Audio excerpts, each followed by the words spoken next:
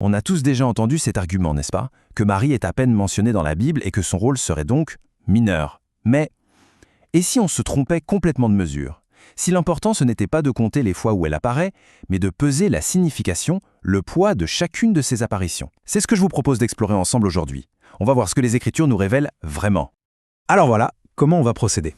D'abord, on va s'attaquer à cette idée que la quantité égale l'importance. Ensuite, on va plonger dans 2 passages bibliques absolument fondamentaux. Puis, et c'est la partie que je trouve la plus passionnante, on va explorer une clé de lecture, la typologie, qui change tout. Et enfin, on verra quelle nouvelle perspective tout cela nous ouvre. C'est parti! Pour commencer, l'analyse s'attaque à une idée reçue, une idée qu'on entend très souvent. L'argument, vous l'avez peut-être déjà entendu, Marie est mentionnée assez peu de fois dans la Bible, donc son rôle ne serait pas si central. Eh bien, l'analyse qu'on étudie aujourd'hui prend le contre-pied total de cette affirmation. On a donc 2 visions qui s'opposent. D'un côté, on compte les apparitions et on conclut un peu vite à son insignifiance. De l'autre, on regarde la substance. Et là, on découvre que chaque mention de Marie est d'une densité théologique incroyable. C'est un peu comme juger un poème au nombre de mots qu'il contient plutôt qu'au message qu'il porte. Ça n'a pas de sens. La Bible n'est pas un annuaire. Le contexte, c'est tout. Et puis, soyons logiques. Beaucoup d'apôtres, qui sont quand même le fondement de l'Église, sont à peine nommés après les évangiles. Non, vraiment l'importance dans les Écritures, ça n'a jamais été une question de quantité. Bon, maintenant, allons voir le premier texte majeur. On va dans l'évangile de Luc, au chapitre 1. Et vous allez voir, l'action du Saint-Esprit ici est absolument centrale pour comprendre qui est Marie. On est plongé dans cette scène incroyable où Marie, qui porte Jésus, va rendre visite à sa cousine Élisabeth, elle-même enceinte de Jean-Baptiste. C'est un moment absolument chargé de sens. Et attention, ce n'est pas juste un détail. D'après l'analyse, c'est un signe prophétique. Jean-Baptiste, pas encore né, mais déjà rempli de l'Esprit Saint, réagit physiquement à la simple voix de Marie. C'est puissant. Et cette réaction ne s'arrête pas là, elle se propage à Élisabeth. Elle aussi, remplie de l'Esprit Saint, elle ne voit pas juste sa jeune cousine arriver, elle voit la mère de son Seigneur. Les mots qu'elle utilise sont empreints d'une humilité et d'une révérence totale. C'est une reconnaissance spirituelle très profonde. Regardez la séquence, c'est une réaction en chaîne divine. D'abord, Jean-Baptiste est rempli de l'Esprit. Ensuite, à l'arrivée de Marie, il tressaille de joie. Puis, Élisabeth est à son tour remplie de l'Esprit Saint. Et quelle est sa première parole? Elle exalte Marie. Le point crucial, il est là. Être rempli de l'Esprit Saint conduit à reconnaître avec joie et humilité le rôle unique de Marie. Ce n'est pas une opinion, c'est une révélation directe de l'Esprit. Et puis il y a les paroles de Marie elle-même. Dans son chant, le Magnificat, elle ne fait pas que se réjouir, elle prophétise son propre héritage. L'analyse insiste bien là-dessus, ce n'est pas de l'orgueil, c'est la conscience aiguë que Dieu a fait pour elle des merveilles et que cela aura un écho pour toujours. Et comme pour enfoncer le clou, c'est Marie elle-même qui conclut l'épisode. Inspirée par ce même esprit, elle prophétise son propre héritage. Elle ne dit pas « quelques personnes se souviendront de moi », non. Elle dit « toutes les générations ». C'est une déclaration d'une portée universelle et éternelle. Elle confirme ce que l'Esprit venait de révéler à travers Jean et Élisabeth. Ok, on a vu Luc, maintenant direction l'évangile de Jean, avec une scène que tout le monde connaît, les noces de Cana. C'est ici que tout bascule. Le rôle de Marie change. Elle n'est plus seulement celle qui reçoit la grâce, elle devient une agente active, celle qui, en quelque sorte, pousse Jésus à commencer son ministère public. Sa phrase est d'une simplicité incroyable. Ils n'ont plus de vin. Elle ne commande rien. Elle ne dit pas « Fils, s'il te plaît, fais un miracle ». Elle expose simplement un besoin. C'est un acte de confiance absolue. Elle connaît le cœur de son fils, elle connaît sa compassion et elle sait qu'il peut faire quelque chose. Elle lui présente la situation avec la certitude qu'il agira. Et voilà le verset qui fait couler beaucoup d'encre. À première vue, ça peut sonner comme une réprimande, un reproche. « Femme, qu'y a-t-il entre moi et toi ?» Il faut savoir que c'est une expression de l'époque qui veut dire, en gros, « en quoi cela nous concerne-t-il » Mais même avec ça, la phrase semble un peu dure. Elle crée une distance. Cet échange est incroyablement court mais d'une densité folle. Marie voit le problème, elle le signale. Jésus semble d'abord dire « ce n'est pas le moment ». Et là Marie, avec une confiance, mais une confiance absolue, elle ne discute pas, elle dit juste au serviteur « faites ce qu'il dira ». Elle prépare le terrain pour le miracle. Alors la question se pose, est-ce que c'est vraiment une réprimande? Est-ce que Jésus remet sa mère à sa place? Ou bien, est-ce que le texte nous pousse à chercher plus loin, à comprendre qu'il se joue quelque chose de bien plus profond ici? Pour moi, la réponse est dans la suite des événements.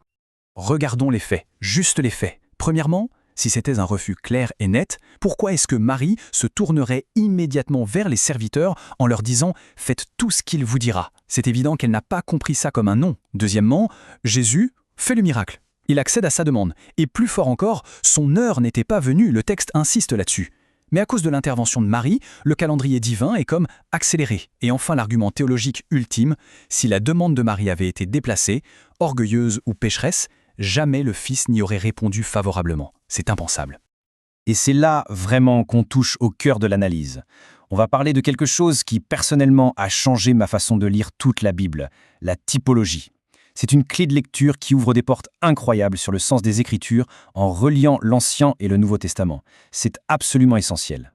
Pour faire simple, la typologie, c'est l'idée que des personnages ou des événements de l'Ancien Testament, comme Adam, le déluge ou le sacrifice d'Isaac, sont des types, des sortes de brouillons qui annoncent et préparent ce que le Christ va accomplir à la perfection. Une fois qu'on a cette grille de lecture en tête, la Bible devient un livre incroyablement cohérent. Alors revenons à ce mot qui nous a choqués, femme. Pourquoi Jésus l'utilise ? Eh bien, dans une lecture typologique, ce n'est pas un terme distant ou irrespectueux. C'est un titre d'une importance capitale. C'est un écho direct au tout début de la Bible, au livre de la Genèse. Il y avait une femme, Ève, au commencement de la chute. Il y a maintenant une femme, Marie, au commencement de la restauration. Et regardez ce parallèle, c'est d'une beauté et une symétrie parfaite. Ce tableau nous montre une inversion totale. La première Ève pousse le premier Adam à la désobéissance avec un fruit qui apporte la mort. La nouvelle Ève, Marie, pousse le nouvel Adam, le Christ, à son premier acte de bénédiction avec le fruit de la vigne, le vin, qui symbolise la joie et la nouvelle alliance.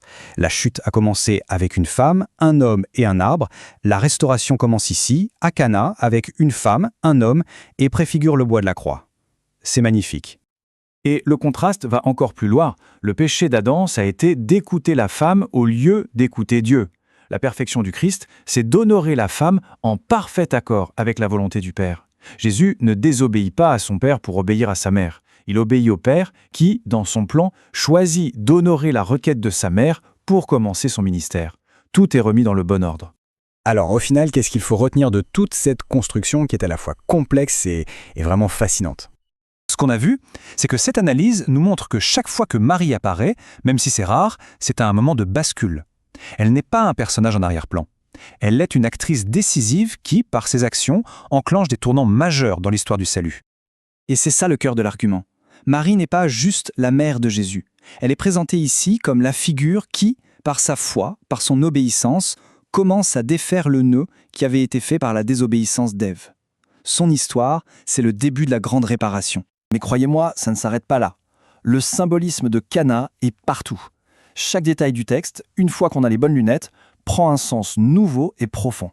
Par exemple, pourquoi Jean précise qu'il y a 6 jarres ?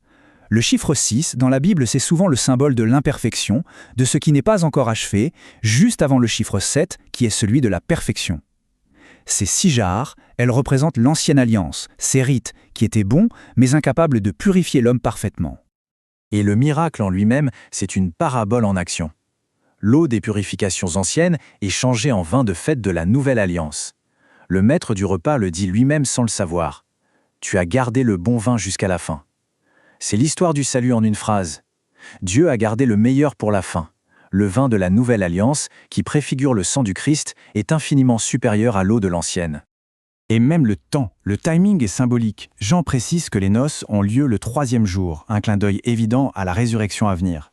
Mais si on compte les jours depuis le début de l'évangile de Jean, on réalise que ce miracle se passe le 7e jour de cette première semaine du ministère de Jésus. Le 7e jour, le jour du repos de Dieu après la création. C'est comme si Jean nous disait, voilà, la nouvelle création commence maintenant, et c'est en Christ que se trouve le vrai repos. Alors, pour résumer tout ce qu'on vient de voir. Premièrement, juger l'importance de Marie au nombre de fois où on la voit, c'est une erreur de méthode. Deuxièmement, c'est l'Esprit Saint lui-même qui atteste de sa grandeur, par la bouche d'Élisabeth et la joie de Jean-Baptiste. Troisièmement, son rôle à Cana est tout sauf anecdotique. Il est fondateur. Elle agit comme la nouvelle Ève qui initie le ministère public du nouvel Adam, commençant ainsi la restauration du monde. Je vous laisse donc avec cette question qui va bien au-delà du seul personnage de Marie.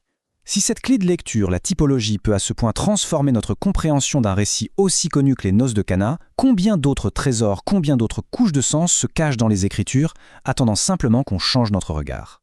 Ça nous invite à relire la Bible non comme une collection d'histoires, mais comme une seule et grande histoire, incroyablement cohérente.